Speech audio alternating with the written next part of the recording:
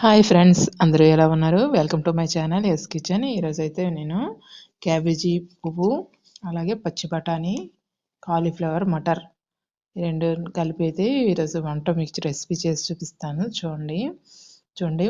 ముందుగా ఆవాలు, జీలకర్ర వేగిన తర్వాత ఉల్లిపాయలు, పచ్చిమిర్చి, కొత్తిమీర వేగిన తర్వాత అందులో అల్లం వెల్లుల్లి పేస్ట్ వేసుకోవాలి ఫ్రెండ్స్. అల్లం వెల్లుల్లి పేస్ట్ వేగిన తర్వాత ఇదిగోండి కాలీఫ్లవర్ అయితే వేగనివ్వాలి.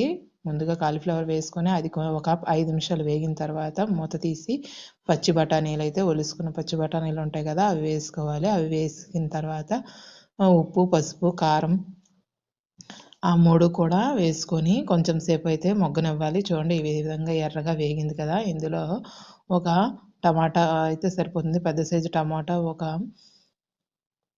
స్పూను జీలకర్ర పౌడరు, ఒక స్పూన్ ధనియా పౌడరు కలిపి వేసుకుంటే సరిపోతుంది ఫ్రెండ్స్. దించే ముందు కొంచెం గరం మసాలా పౌడర్